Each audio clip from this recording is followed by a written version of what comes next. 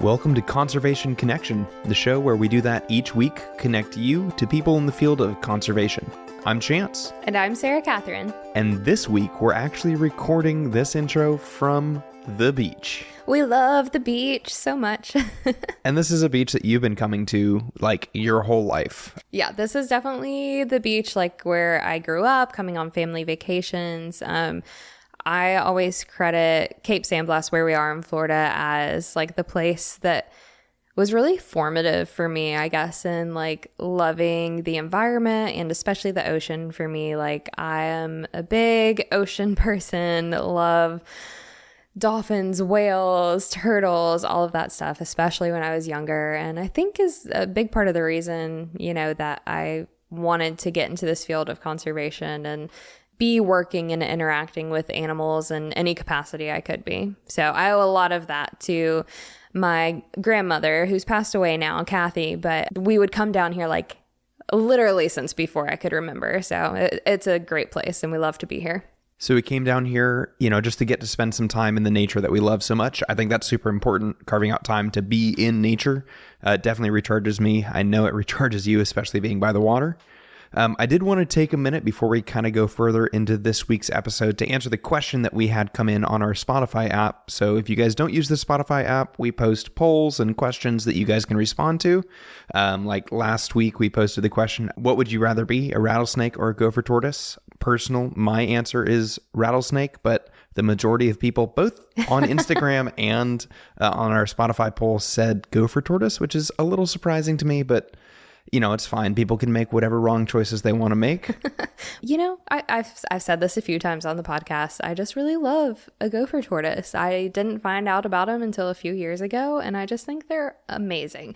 However, rattlesnakes are kind of always ready for a party. So they've got those built-in maracas right there, just tick, tick, tick, tick, tick, yeah, I'm surprised more people didn't go for that. So anyway. But we did get a really fun question. So the question that came in is like, we've talked about ticks for 2 episodes in a row now. And what's the deal with ticks? Why are they helpful? Why do they matter in the environment? Like, would it be okay if they all disappeared in a fire? Really, the value of ticks boils down to a couple of things. One is that they represent one of the very few places where energy in an ecosystem can go from kind of the larger animals down to the smaller animals.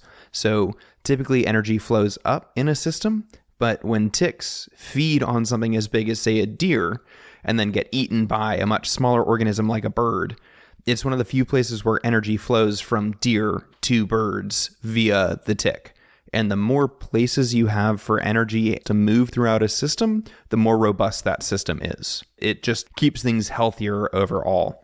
Yeah, it's kind of like mosquitoes and all of the annoying things that we consider pests, right? We're like, do we really need them? And the answer is almost always, and maybe always, yes. They're at least useful. They keep the system running, which is good. I mean, possums, one of my favorite creatures of all time, possums eat like 95% of the ticks that land on them or like attached to them. And ecologists think that they don't stop ticks from attaching because they know that an attached tick is an easy to eat tick.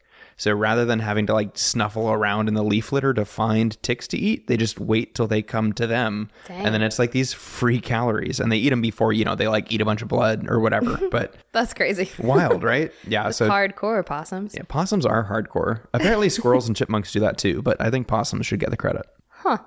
Who knew? So moving into kind of what we've got going on this week and how it relates to our episode last week. Last week, obviously, as you know, we talked all about gopher tortoises and the different pressures they face. One of those pressures is human pressure, right? So we have like people moving in from all sides, essentially. Because people love the beach. I mean, it's what we're here doing this week, right? Yep. Definitely. So we're really reducing that habitable space that the gopher tortoises have to live in. So as we talked about in last week's show, that's something that's kind of being studied and researched, and how are they adapting to meet those changing pressures. This week, we also kind of talk about human pressures on a really interesting animal. What are we talking about this week, Chance? This week, we are talking about whales. What specific type of whale, Sarah Catherine? North Atlantic right whales. They are the state marine mammal of Georgia.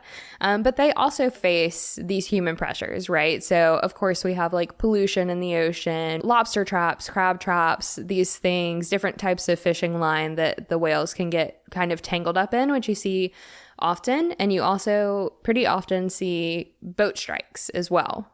Yeah, so literally the two biggest threats right now to the North Atlantic right whale are getting tangled up in fishing line, fishing gear in general, and getting hit by boats. Those are causing a lot of mortalities. And you will definitely hear more about kind of what's happening with all of those pressures that they're facing and how they're adapting to that in this upcoming episode. Yeah, it was a really kind of a cool like primer on whale biology in general. You know, Cathy's just brilliant. She has so much information to give, and really like an update on the population status for North Atlantic right whales in general.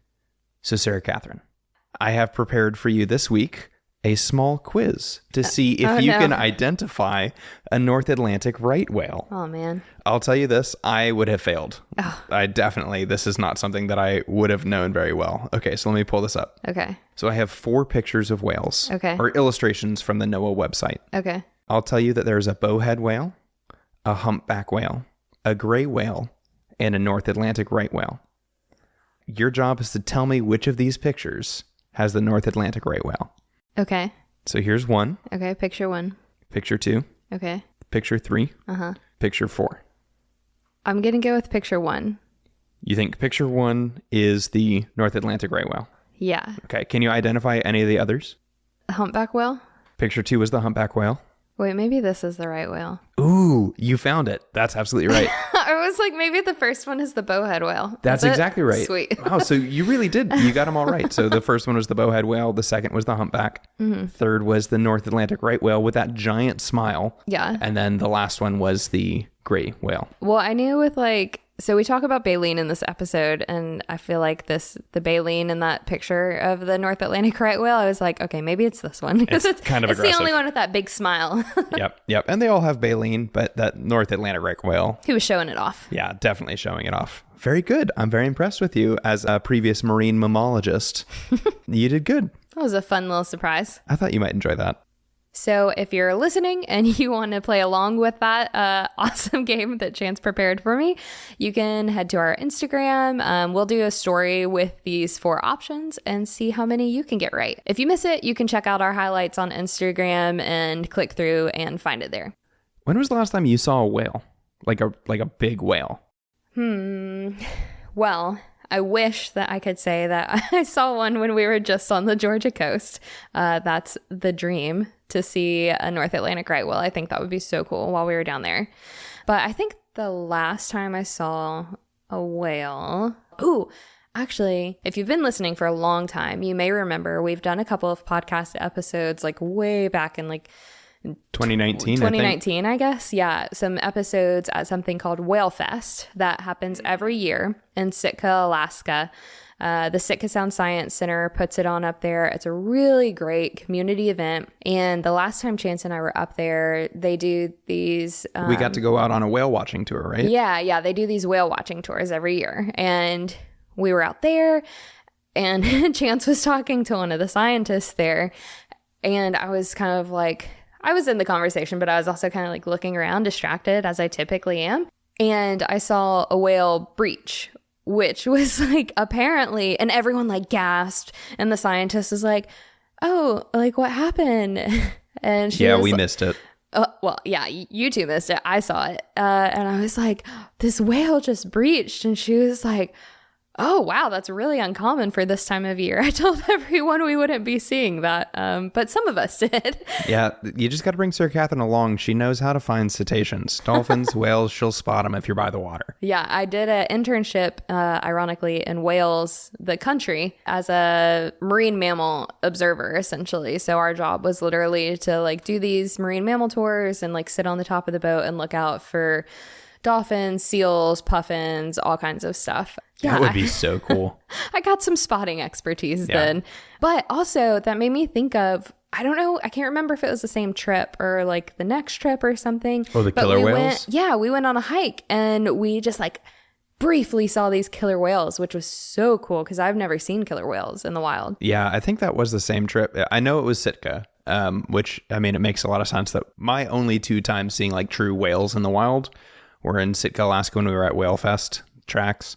But yeah, I think it was, we were hiking in the Tongass Forest in Sitka and just like looked out across the water crossing, and there were 4 or 5 dagger fins just popping up and down. It was so cool. Yeah, it was crazy. We ran back and we were like, we saw this thing. Is this like actually what we saw? Because we had never seen them and they were there and then they were gone. Like they were like rounding this bend where we were kind of like looking out. So sort of a blink of the eye situation where it was like, did we really just see that? Was that Sasquatch? Yeah, that was crazy. I forgot about that until just now. Yeah, that was super cool. Anyway, that leads us in to kind of a great whale-focused episode. Let's get to the show.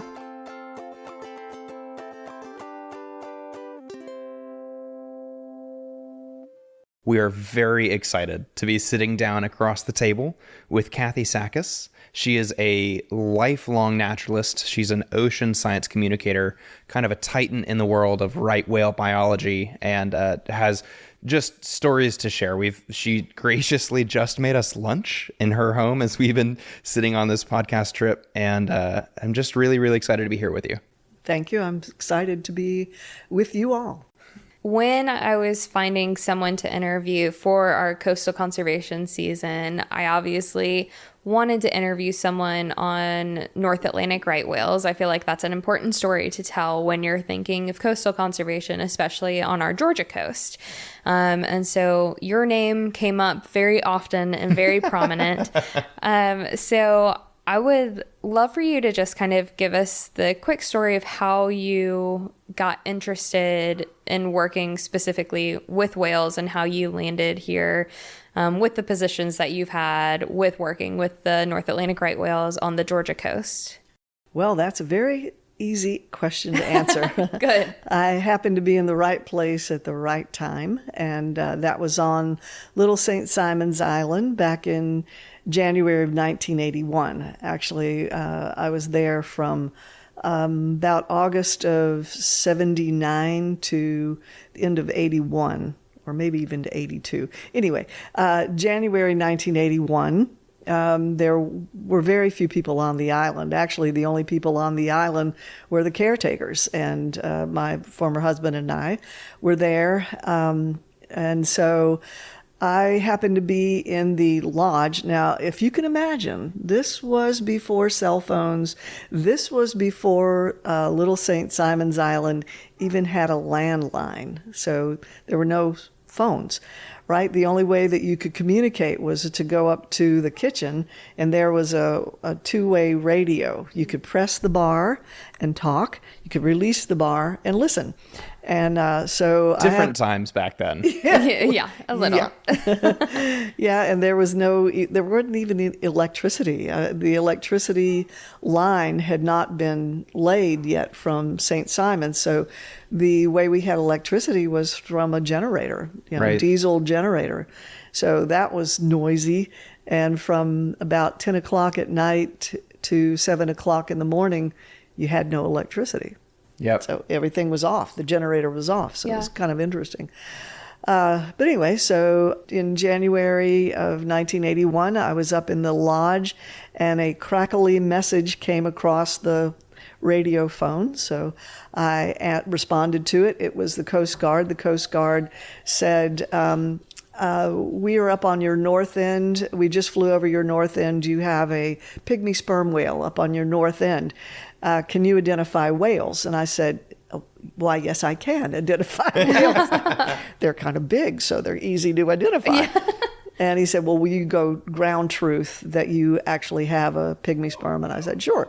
So I jumped in the Jeep, went up to the north end, and I started looking at this thing, and I was like, well, I've never seen this kind of whale before because it was definitely not a pygmy sperm because they have teeth. This thing had baleen, little teeny tiny little baleen plates.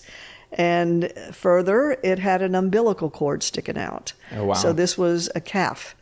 And so I had to go back home, get my ID book, and I'm looking at this thing, and I'm like, gosh, the only thing it could possibly be is a northern right whale. Now, back then, all the books said northern right whales. They didn't say North Atlantic right whale. Right. That would come later. So this thing had no dorsal fin. It was solid black.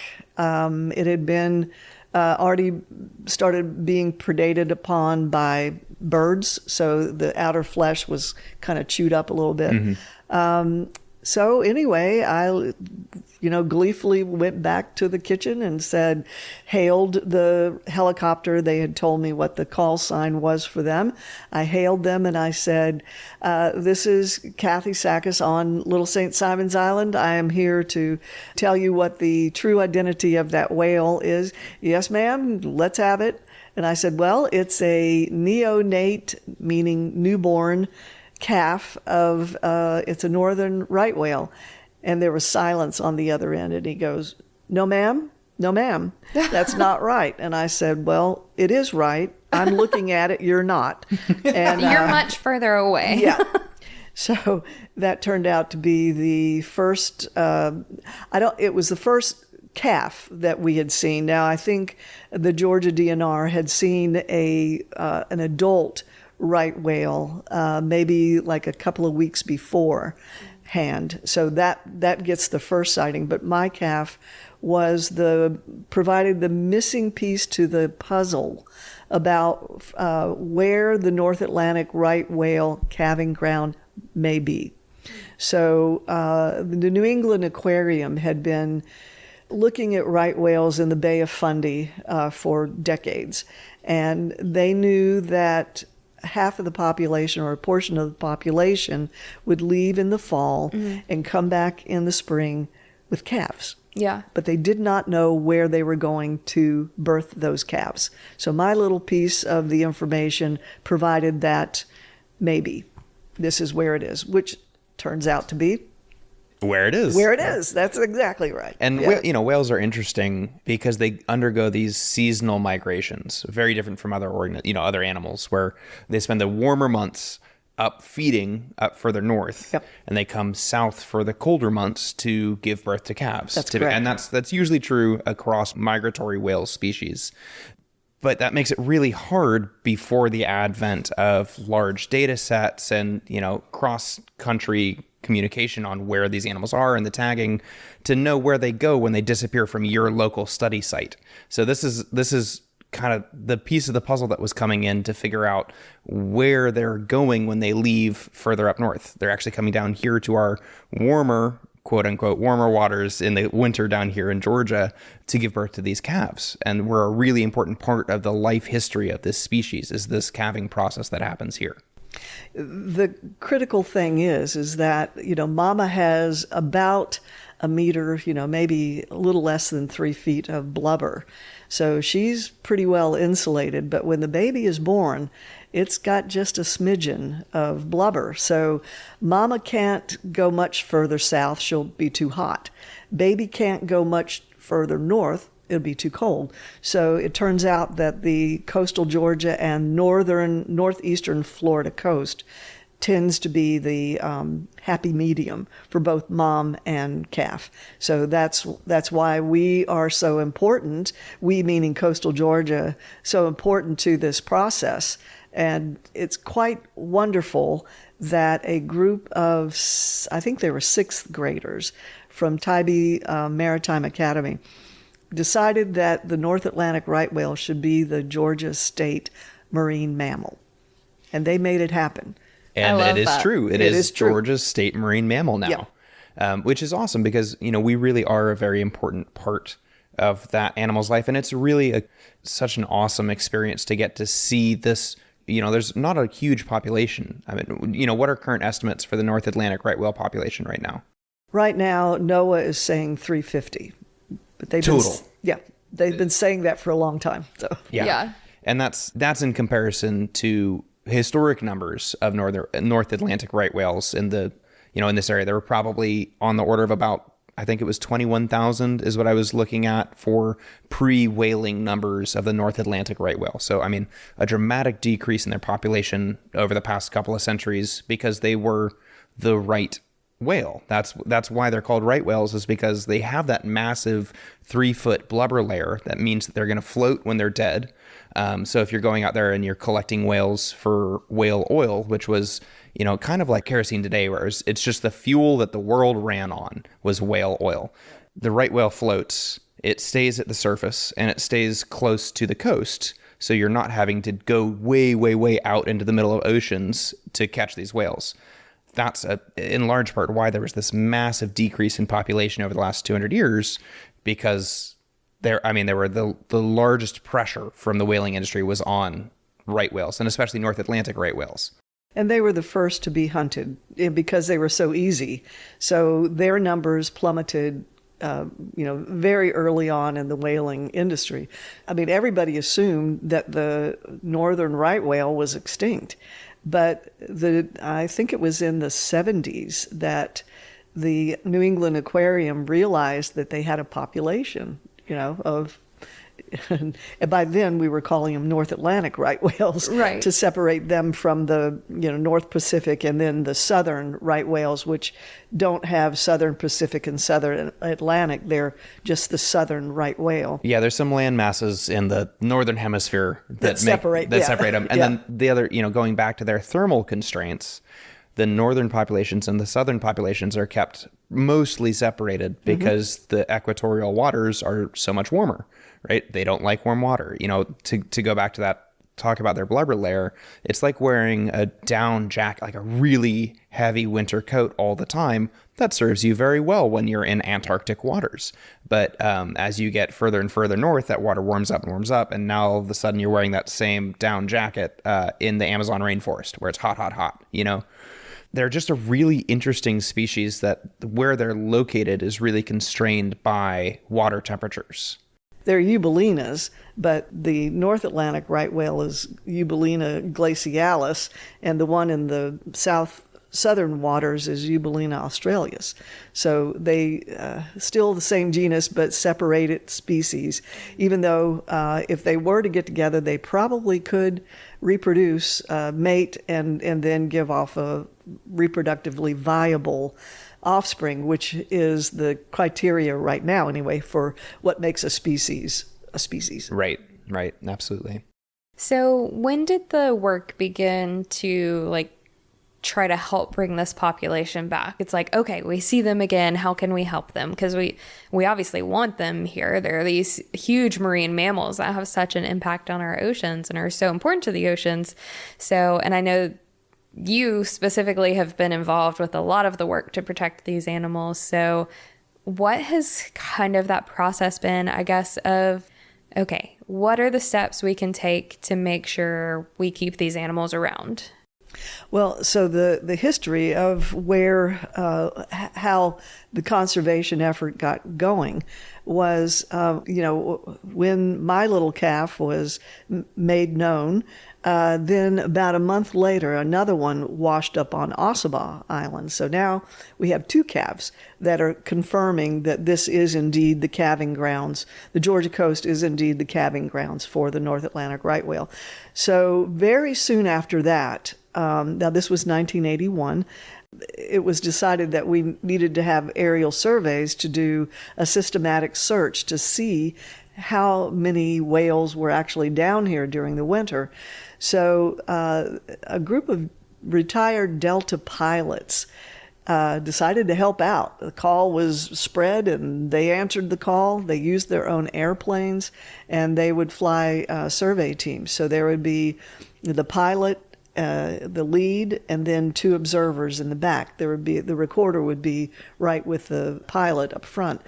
And these survey teams eventually expanded to 5 different teams, and the teams went from Hilton Head, South Carolina, all the way down to Cape Canaveral. That was the length of the coast. That's a pretty broad amount of ocean to be surveying. Well, so these 5 teams chopped up they each had their own survey team. So I led one from Hilton Head and we flew down to Ossabaw Island. But the survey went like this. You go up from the airport, you fly 30 miles straight out, and then you fly 3 miles down, and then back to the coast. 3 miles down, 30 miles out, 3 miles down, back to the coast. So you're doing this real grid work. It's a grid, yep. And while you're doing that, you're flying at about 700 to 800 feet off the ocean surface.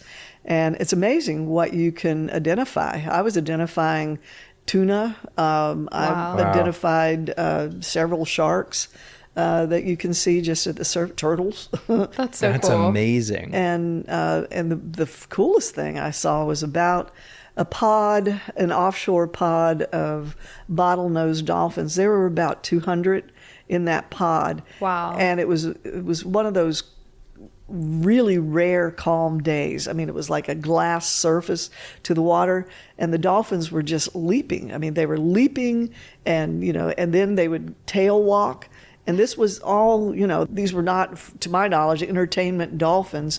They Right. were just doing this naturally. They're natural behaviors. A lot of people don't really realize that a lot of what you see for cetaceans in human care they're natural behaviors that they've been trained to present them when they're asked to present them. Right. Yeah. I remember when I was younger, I've always had a love for the ocean, but we went down maybe to like Mexico Beach or something and took out a jet ski, and these 3 or 4 dolphins just like came up and surrounded us, and we're like swimming under, and like they'd turn on their side so they can see us, and they were just like jumping out of the water, and we just like turned the jet ski off and like sat there. But it was just crazy to see. It's so cool when you get the opportunity to see something like that. Now imagine there's 200 of them. Oh, I can't even imagine. That's insane. But they, and they're freely doing this. They're not Right. being asked. Yeah. Or rewarded. Right. It's or not like you're enticed. throwing them food from the plane, like, oh, Right. yay. Yeah, so that was very cool. So we established that, probably South Carolina, middle of South Carolina was the northern range at that time, and then they would go all the way down to Cape Canaveral. Since then, because the ocean is warming, it's moving all the way up now to North Carolina, and moving further up from Cape Canaveral. It's shifting northwards, Right. and that's to be expected with ocean temperatures warming up.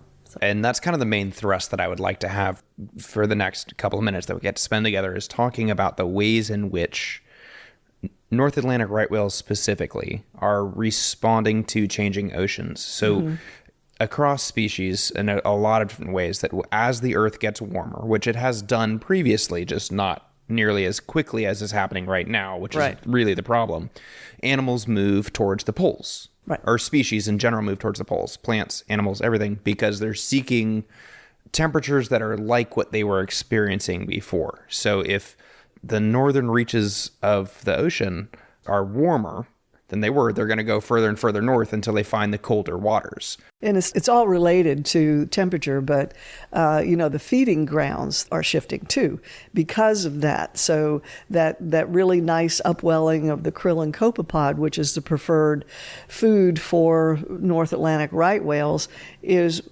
shifting further northward. So the whales have to go further up to get that. And so these whales, when they're adults, they need about 4,000 pounds per day of krill and copepod to maintain their weight. Well, you figure they're 60 tons, right? That's a whole lot of whale there. And it's really fat heavy body weight, right? Yeah. There's so much fat and lipids in that blubber layer. Yeah. That is just energetically expensive to maintain. It takes is. a lot of food to maintain that. And so this comes into play with females becoming pregnant. A female has to maintain a certain percentage of body fat to even get pregnant, and then to carry that calf to full term, that fetus to full term. It's a 13-month gestation period. On top of that, they have to swim 2,000 miles pregnant. Can you imagine being, about ready to give birth? Oh, wait a minute. I got to now swim 2,000 miles. Right. Well, my God, that's a lot of energy expenditure. Right. And when they come down here, they don't feed. There's no krill and copepod down here for them to feed on. So they lose weight very rapidly. On top of that, then they have this calf. The calf is nursing. And the milk of a North Atlantic right whale is about 42% milk fat. Now compare that to heavy cream. It's about the same. I mean, it's a little more than heavy cream, right? And so the baby gains about 200 pounds a day. Jeez. For the first That's maybe insane. several days, like maybe 10 days, it gains 200 pounds per day. Jeez. Wow. And then it starts to, slack off, but or lessen. But you figure this is the strategy. This is the survival strategy that this species has developed over time. That we come down, we birth the baby, we fatten the baby up, we make sure that they're strong enough to then swim 2,000 miles with mama back to where she can start eating again. And all of those calories have to be in her body before Before she she begins comes this down. process, right? Because there is no calorie input once she leaves those food-rich waters of the north. That's right. She needs enough calories to get there. She needs enough calories to feed the baby so that its light windbreaker of a blubber layer turns into this downy jacket layer that is, insulating enough to survive the cold waters in the north.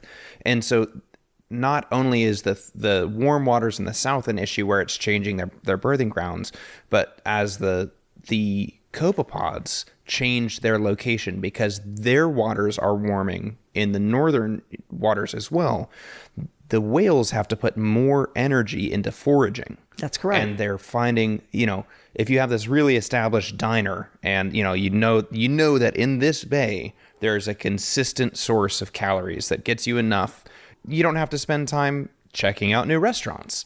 But as the copepods change location, all of a sudden, on top of the energy expenditure to collect these calories, you're also adding this energy expenditure to find the restaurant again. Yep. And it changes year to year to year, or even throughout the season. And so it's just this other layer on top of this already massively energetically expensive endeavor that the mothers are going through. It becomes very critical for this species, this population, to have that access to that rich, abundant food source. So what researchers have noticed that when they compare the body size of the North Atlantic right whale with the southern right whales, the southern right whales are doing just fine. They're maintaining their body weight, but our poor North Atlantic right whales are skinny, much skinnier and much shorter now than they used to be historically. So this is a result of, as you say, having to find that new restaurant. Right. Right. Search for Absolutely. it. Yeah. It's interesting to me that we're having this massive effect on the northern populations and not seeing the same effect on the southern population. Although I guess I don't know, is it a difference in landmass and upwellings? Is it just a different convective current? Currents. It's that currents have a lot to do with it. So, we've got the Labrador current that comes down off of the northeastern United States, but also Canada, southeastern for Canada. And that Labrador current brings down the cold water. Well, that cold water sinks because it's denser and it creates the upwellings. And so that's where the krill and copepod are proliferating because those tasty nutrients that were sitting on the bottom, that used to be whales and other things, are being pushed up by these currents. And so it's this buffet for these microorganisms, smaller organisms that the whales are feeding on. So when those currents get interrupted, it breaks that food supply, or it just changes where that food supply is. And it makes everybody have to work harder to find their food. That's correct. How long does the calf stay with mom? Okay, that's a two-part question. Okay. Because, all right, so it nurses, the calf will nurse for, a little over a year, but he or she will stay with mom for several years. Okay. So we've had North Atlantic right whales that come down, pregnant and are getting ready to give birth, but here they've got youngsters from previous years. And it takes, it's a major hit on the mother's body. So she doesn't reproduce every year, maybe every 5th or 6th year. Yeah. It takes that long for her to, get back to where she can carry another 13-month. Yeah, absolutely. Baby. And do we expect to see, you've talked a lot about like, okay, so they feed, they get all these calories, they come down, they give birth, they're like transferring those calories through their milk, and then they also have to travel back to their feeding grounds. Do we expect to see a change in how long, like in between having calves, that takes, since it's going to be harder to find those calories potentially? Quite possibly. I don't know that answer. I'm not doing that research, but that's a really good question, and I'm sure somebody is looking into that because, these whales only have a finite reproductive window. Yeah. If they can get 5 or 6 calves out of one female, well, that's huge. This is called fecundity rate. So they have an extremely low fecundity rate, which means that they're not popping out babies enough to counteract the death rate, the mortality rate. Right. And so compounding the situation with the calorie intake is that these whales don't have a reverse. They don't swim backwards. They only swim forward. And so now we've got the added gauntlet of fishing line, lobster pot line usually is the culprit.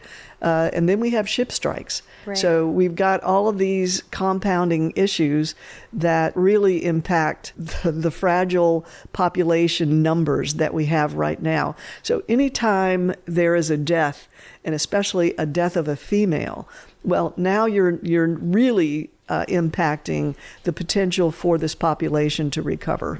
So kind of the story that I was reading about the North Atlantic right whale populations since we figured out they were in Georgia in about the 80s to about 2010, 2012, was this great recovery where they went from about 50 individuals to about 400 individuals over those decades, which in large part was because the two big issues we were fighting was, like you were saying, entanglement in fishing nets and boat strikes. And so there was this big campaign of, we're going to set out areas that limit speed for boats and places that you can't place lobster traps during certain times of year when calves or mothers are coming through. And it really did a great job of reducing the mortalities that we were seeing, which even 1 or 2 calves per season that are saved makes a massive difference in, a population of 50 animals. And then there was this kind of turning point over the last 10 to 15 years with the right whale population where instead of growing, we've seen I think it was about a 26% decline was the piece that from the literature that I was reading over the last 10 years, in large part because they're now struggling with these warmer waters like we've been talking about earlier. But the other piece of that, I think, may be that they're in different places at different times of year now. The legislation that we've put into place at this time of year, when we see this, you have to protect the whales in this way. Well, the whales aren't there at that time anymore. They're in a different location. And so I just kind of wanted to get some of your thoughts on what does North Atlantic right whale conservation look like in a world of changing ocean waters? So when I was a federal employee, I worked for NOAA, Grays Reef National Marine Sanctuary, and that sanctuary sits 20 miles off of the middle of the Georgia coast, and it happens to be in the calving grounds of the North Atlantic right whale. So as part of my job, I was the education coordinator to work with the other agencies, the other entities that were tasked with the conservation of the North Atlantic right whale. And so I worked in a group called, this is really a long name, it's the Southeastern Implementation Team for the Recovery of the North Atlantic Right Whale. Well, that's a really long acronym. Yeah. So we just called it the SEIT, Southeastern Implementation Team. That's all we called it. Yeah. So within that group, I became the head of the Education and Communications Committee. And we would identify the audiences. And one of our first targets was the shipping industry. And we went to captains, the actual ship captains, and we gave them a book that stayed on there at the helm so that they could identify, even the spray of a right whale looks like, it's very characteristic, right? Yeah. It's that V-shaped spray instead of sort of more of a vertical thing. Exactly. So we gave them tools, visuals that they could use to identify these whales and avoid collisions with them if they could see them. The other thing that happened was NOAA insisted on putting observers on some ships, especially the dredges that were working in the ports. And at one time, I forget when it was, but the port of Savannah was shut down for 3 days when a mother would not abandon her calf. The calf would not move, and the mother would not move. So for 3 days, I mean, it was unbelievable how many ships were stacked up trying to get out. Right. How many I mean, that were trying to get in. represents, tens, maybe hundreds of thousands or more worth of commerce that's not, just insane amount of money that's not happening in those 3 days that the whale has shut down the port. They're on strike. Right, but that was the rule. That was the regulation, the law. And that's amazing. To the Port of Savannah's credit, they abided by that rule, even though it was, they were getting really nervous about, how long this was going to go on. So in our interaction with the ship captains and the people that owned the maritime industry, nobody wanted to see a whale, wrapped around their nose, the bowsprit that goes underwater.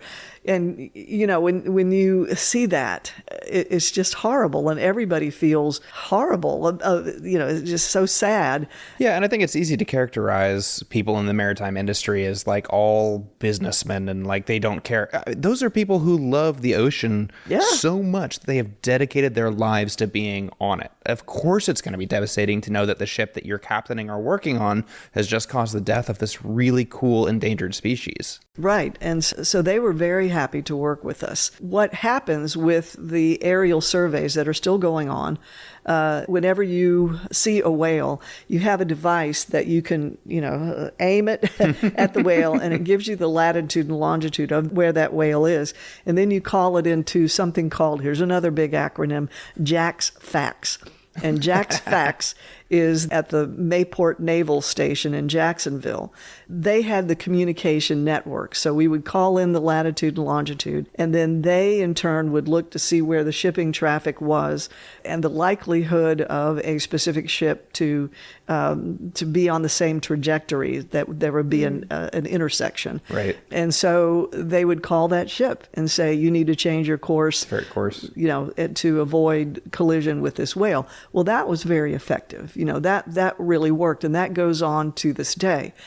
The other thing that happened with avoiding collisions was right off of Cape Cod in Boston, Stellwagen Bank National Marine Sanctuary noticed that using their GIS that the shipping channel went right through the majority of where the right whales were feeding.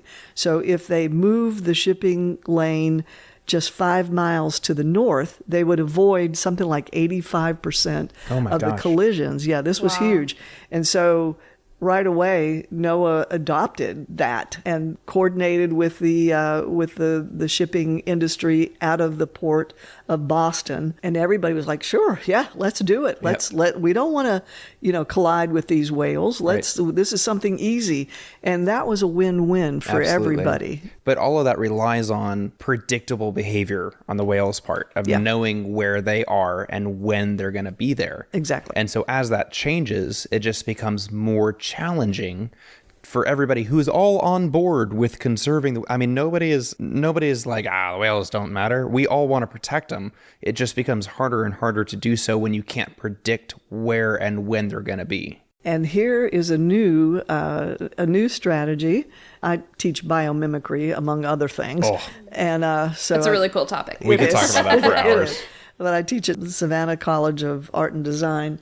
And all of my students are non-science majors. These are industrial engineers, designers, architects, interior designers, you name it.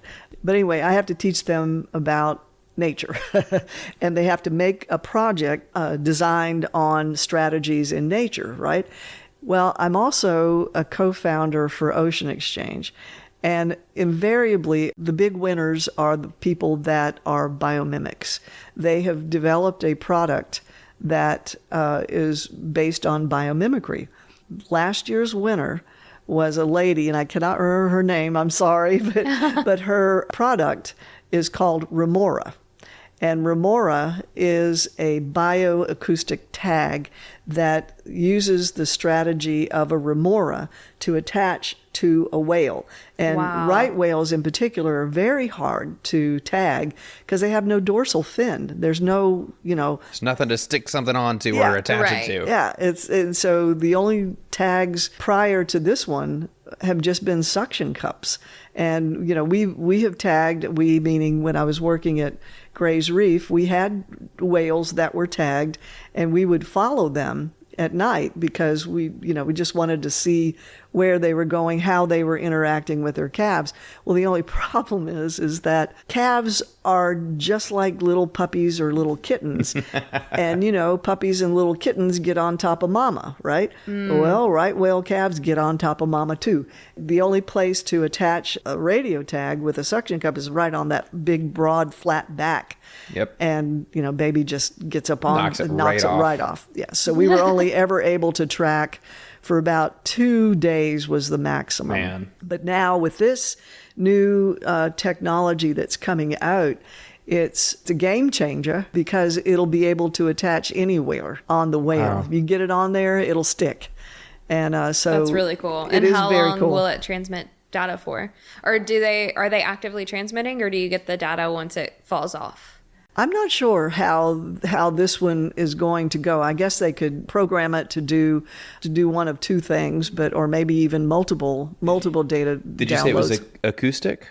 Yeah, it's an acoustic tag. So, I mean, I guess my understanding of those is a lot of the times they're just kind of constantly transmitting, and you've got this separate receiver that is catching the data whenever it is, or whenever you're in the area. So you end up set up this like node of receivers that hears where they are. Yeah, actually, I'm not exactly sure if it's an acoustic tag, but it may be just a tracking. It is a tracking tag, but somehow she's got to send a signal to a satellite, and then the Right. satellite Okay. downloads the positions Right. of this whale. Yeah. But it's a long-lasting tag. It's not not just going to be for 2 days. Well, Yeah. I mean, it makes a lot of sense. Remoras have been getting better at sticking to marine animals for hundreds of thousands of years. Every generation Exactly. is hopefully a little bit better at it than they were the generation before. So to stand on the shoulders of giants, so to speak, of the remoras that have already done the engineering work makes a lot of sense. Yeah.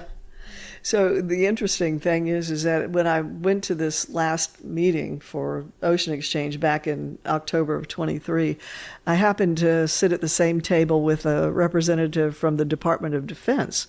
And we were discussing her presentation, and I was, I'm all about right whales, so I was like, oh man, we gotta, this is a great one. And he goes, no, we've already dumped millions into her program.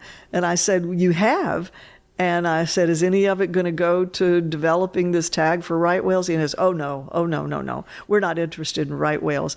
And I said, well, you mean to tell me that you're pumping millions into her piece of technology and you're not going to earmark any for what she really wants to do? No, we're not. We're not interested in that. And I was like, well. Wild. Well, That's- she won anyway. So Yeah. she got the $100,000. That's awesome. To help develop for right whales. That's amazing. So it sounds like there's technology that's emerging. Yes. That is helping give us, the real issue that we're facing basically is that things are changing faster than we can legislate them to protect the whales. But it sounds like there's some technologies coming online that give us faster access to locational data that helps us to protect them from things like boat strikes in the future. And the other piece of technology that is being developed in California, they applied to be considered for one of the $100,000 prizes for Ocean Exchange, but they didn't really need our little 100 grand. They were already millions, down the pipeline.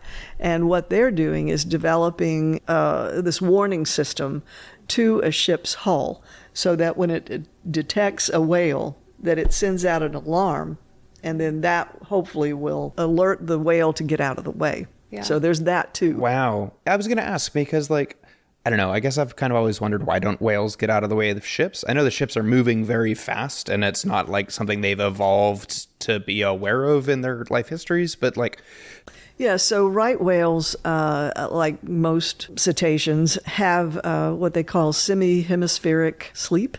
So the one side of the brain sleeps while the other side of the brain stays semi-alert. And so because right whales, have so much blubber, they just float at the surface. they're just straight lounging in a hammock, Yeah. floating at the surface, Yeah. with putting in zero energy. In the dolphin world, we call that logging. Yes. When they're just floating like a log at the surface and resting half of their brain at a time. So it Same seems with to whales. stem primarily from just like those large periods of restfulness that's happening where they're just not really aware of their surroundings. Yeah, they're kind of in a state of stupor. They're just not paying attention, Just zenned out. Yeah, zoned out. Yeah, That's it. very interesting. Okay, and so having this alarm system that would be like, hey, ship approaching. They're like, wake up. Wake up, get out of the way. The half of the brain that is still, kind of passively taking in this information would wake the whale and get it aware enough to get out of the way of the ship. That's super cool. Yeah. It is super cool. And, it's this kind of technology and this kind of forward thinking that is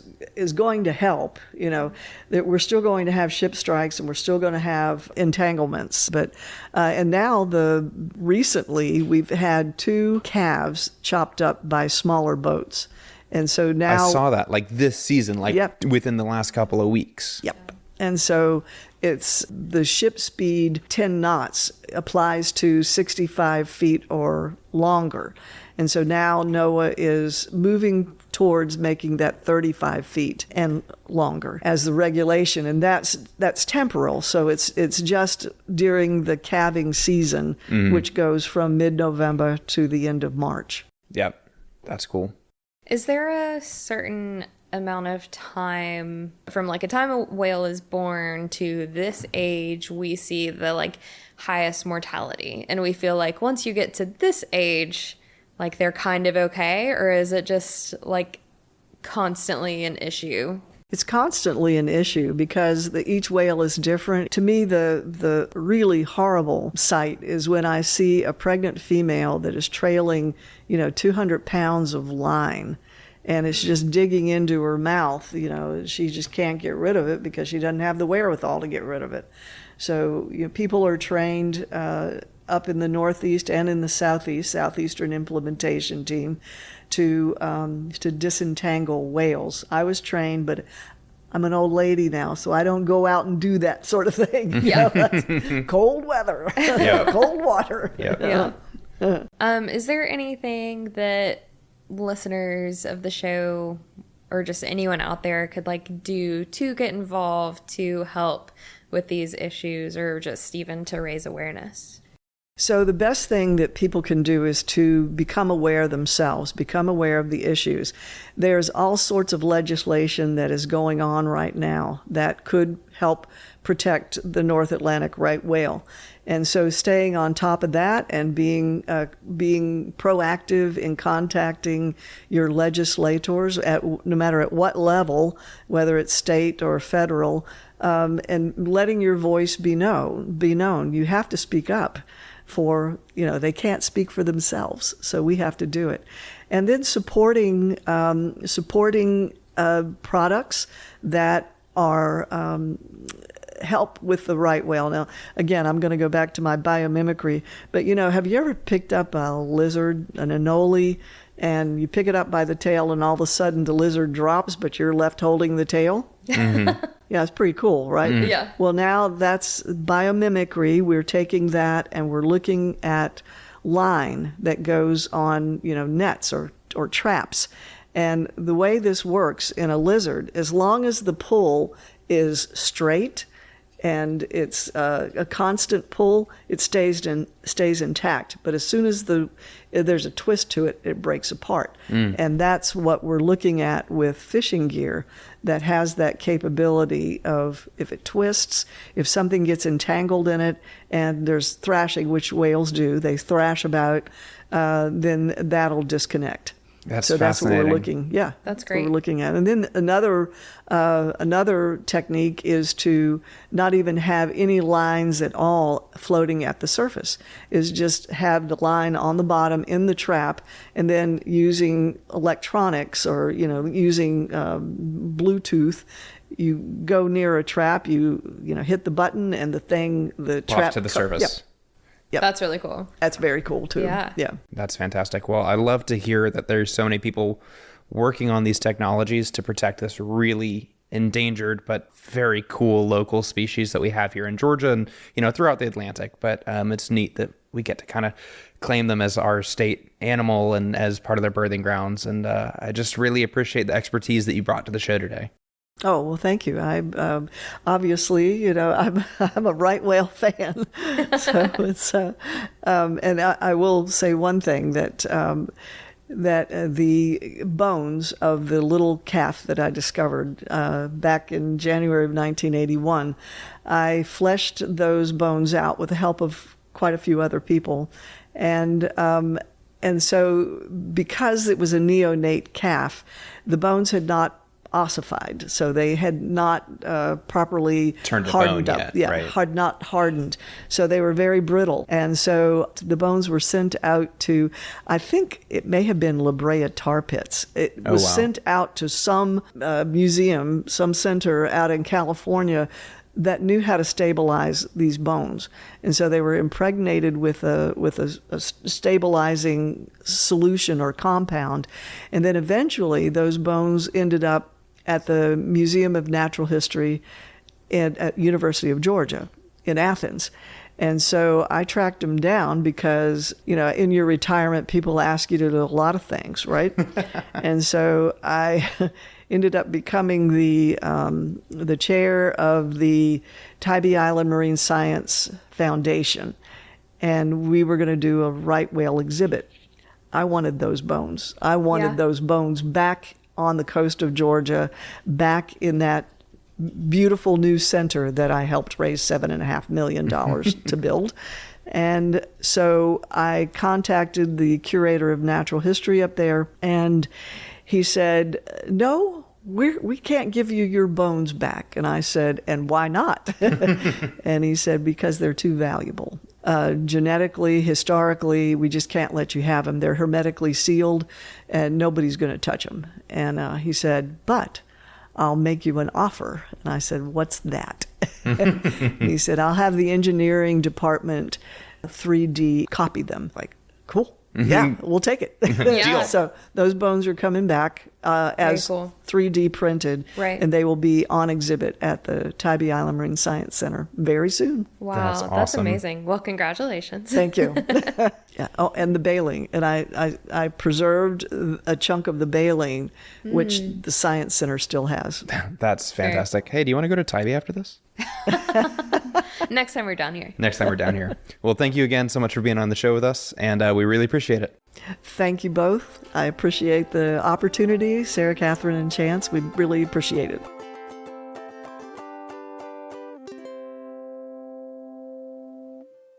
Wow, what an interview. So, what did we learn this week? We learned a lot about right whales. I learned that they have 3 feet of blubber. I mean, like holding your arms out in front of you, 3 feet? That is so much fat between them and the outside world. That's more than like half of my height. Yeah, because you're a little short.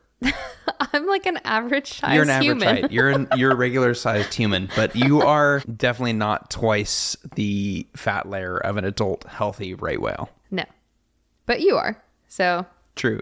Somewhere in the middle. yeah. What did you learn this week? I thought it was crazy to hear that a newborn right whale calf can gain 200 pounds a day. A day, Yeah. right?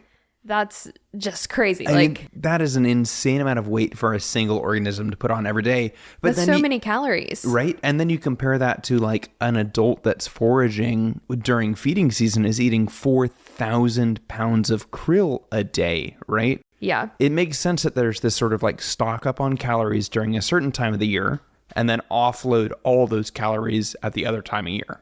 Yeah, it actually reminded me of a class we had the opportunity to co-teach while we were in Sitka, Alaska, kind of relating back to our conversation at the top of the episode. About optimal foraging, right? Yeah, exactly. So a different type of whale up there, obviously, but the same kind of thing is like they're spending so much energy to dive down and eat all of this food. It's not like us when we're like, you know, we go to the drive-thru and we're like, hey, I want this, and then we eat it.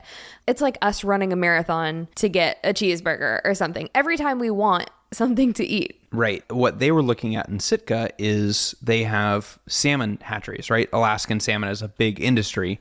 So the amount of salmon that you can catch is kind of tied to the amount of salmon eggs that we grow and release out into the wild each year. Well, humpback whales, which are foraging in that area, have learned that if you hang out by a salmon hatchery, when they release all of their little baby salmons to go out and grow into adults, you can catch like 70% of them in a couple of gulps of water. And that is a massive amount of calories. And so we did this class where they were looking at, do salmon have more calories per gram than other types of fish? And if so, it makes sense that humpbacks are going to focus particularly on those food sources, because at the end of the day, every organism wants to do the least amount of work for the most amount of calories, right? If you have to run a mile, at the end of that mile, you'd rather have a cheeseburger than a salad, because if you're doing the same amount of work, you want more calories for that same amount of work. Yeah, definitely. Something else really interesting that we learned during that trip was that these whales, when they were trying to catch salmon that were in these nets out in the ocean, as they were being released, they would make what was called a bubble net. Do you remember this? Yeah. So they would like go around and like create bubbles. Like they would blow out of their blowhole in a circle. That makes this wall of bubbles that the fish are not going to swim through. Exactly. And so they're using just like their exhalation, they're breathing out to corral all of these baby fish into one conveniently mouth-sized area and then swallowing them all up in one big gulp. Yeah, it's honestly kind of crazy to see. Animals are really smart.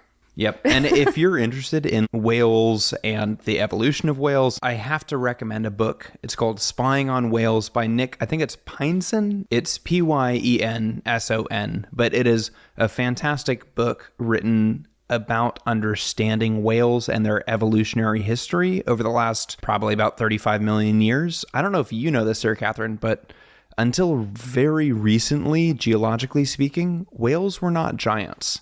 I mean, they were like the size of big dolphins, maybe, but we didn't have any of the like 60-foot long, massive whales until relatively recently. And it kind of talks about why that happened, which I don't have the time to go into right now. But Well, I've definitely seen like the little graphics on Instagram where it shows basically this dog or horse-sized creature like slowly evolving into what we have as whales. But yeah, like evolution's crazy, man. Yeah. It's a really interesting story, and like what the different constraints on the species were to get them to go from a regular size to a massive size. And one of the things that I really liked about this interview is that we were talking about the whales and their health, but we also tied that to their environment, right? The warming waters and the changing habits of the copepods that they feed on, and how that relates to the whales themselves.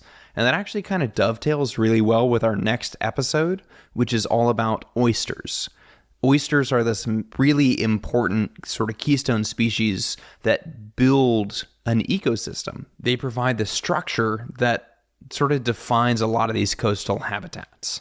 Yeah, oysters are a really interesting topic because they do so much in an ecosystem. Like they provide structure, they filter the water.